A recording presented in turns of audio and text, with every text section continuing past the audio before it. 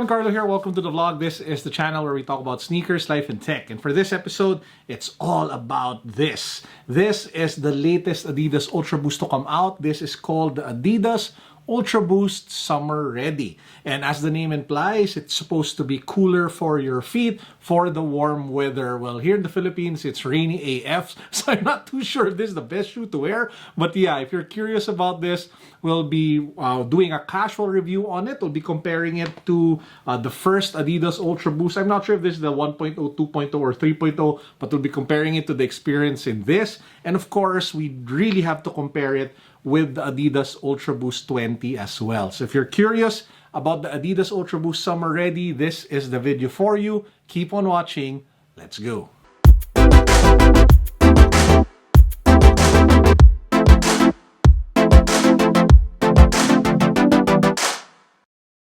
Before we jump right into it, let me just remind you to subscribe to the channel. Why? Because we're giving away an Adidas Pusha T collaboration as we go. Two pairs actually, one size 9.5. I think the other one is size 10 or size 11. So if you haven't subscribed yet, hit that subscribe button, give this video a thumbs up, and then click the link in the description box so you can watch the video for the rest of the mechanics. Good luck! Okay, so right now it's 5:22 p.m. So what I'll do is I'll put this bad boy on feet. I'll go with the wife on one of our usual afternoon walks to be able to get in those steps to help with the weight loss. And then I'll check back in on you guys and share the experience that I have with the ADIDAS ULTRABOOST Summer Rdy. I'll be comparing it, like what I mentioned, to this ULTRABOOST as well as the ADIDAS ULTRABOOST 20. Switching over to the iPhone camera, guys, just so you have an idea how funky my socks are. So this is a Street Fighter Stance collaboration sock. I mean, it looks really nice. You have Ryu, you have Guile, you have Ken. I think I bought this. I'm not sure if I bought it in New Zealand or was it in the US. But yeah, really love this pair of socks. Goes really well with the ULTRABOOST Summer Rdy. Now, if you guys are wondering where we walk, that's our route. You usually just go around there. That's like the V Mall. It's like one of the malls nearest to where we live. And it's actually a pretty nice neighborhood. And with the current situation where there's like stricter rules, it's actually very safe to walk around this area. But you just have to avoid a lot of people. Syempre, social distancing, gusto natin safe. So we always wear a mask and we always sanitize our hands and we keep our distance from people as much as possible. Tinan mo si Kuya, nagbabike na lang dun sa baba. Kasi takot siya social distancing is real. So it's not every day you see somebody exercising using their bike at the top of their building.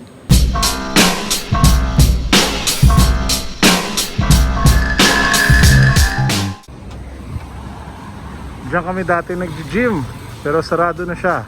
So I don't think there are any anytime fitness shops still open. Tapos yan, Dotonbori, sobrang sarap. No? Ano yung kinakain natin dyan? Economiyaki. Actually, sobrang favorite namin yung toasted chips before. With cheese, di ba? Yeah. So, I think bukas pa sila. So baka dapat tumaan tayo minsan, no? Pag wala ng MECQ. No? Yep. So yan, Starbucks. Our neighborhood Starbucks. Kasi yun yung Pande Manila. Nung sobrang adik ako sa Pande Coco, diyan kami bumibili palagi. So, Open naman siya. open pa. So baka dapat bumili tayo ng Pande Coco. Oh guys, dyan yung pinaka-paborito kong restaurant. So, i-zoom ko ha. Yan. Leching. Ha? Sobrang sarap ng ano dyan, congee. Saka, ano ba yung in-order ko dyan? Somay, tas yung spare ribs rice. Leching. Mukha siyang portal to another dimension. Diba? Really? Pag pumasa pa dyan. Oh, hey.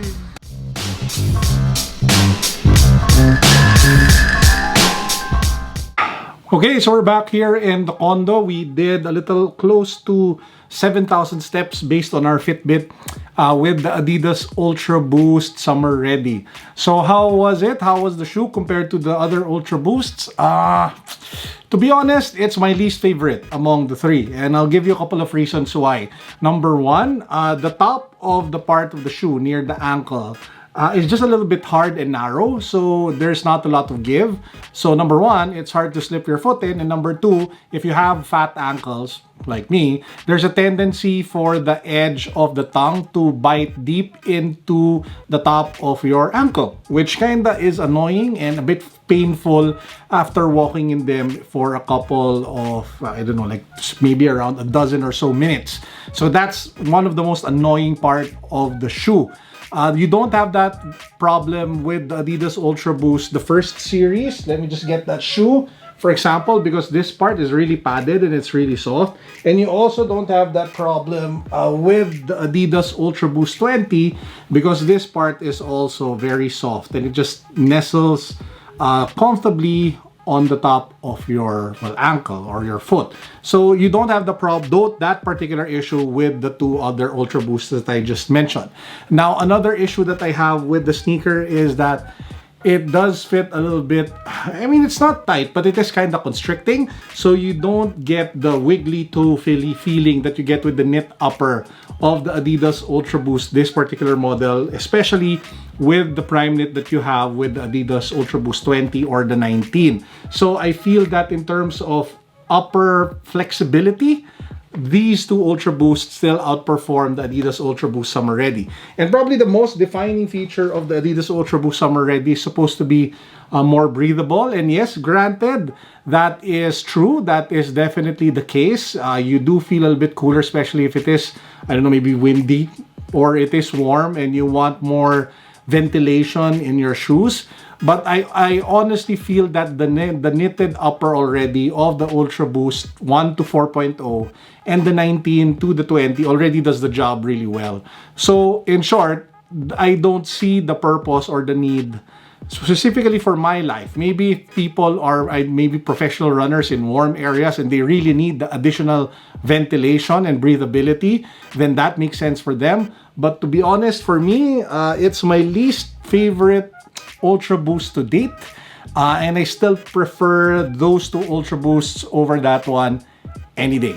Kinda sucks though, I had really high hopes for the ADIDAS ULTRABOOST Summer Rdy because one of my favorite UltraBoosts prior to this was like the predecessor of this one, which is the ADIDAS UltraBoost Klima.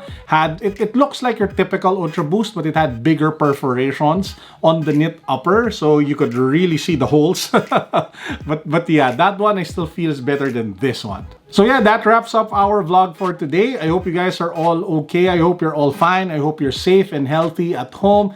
And as usual, this is Carlo signing out. Peace, God bless. What's up? Boom.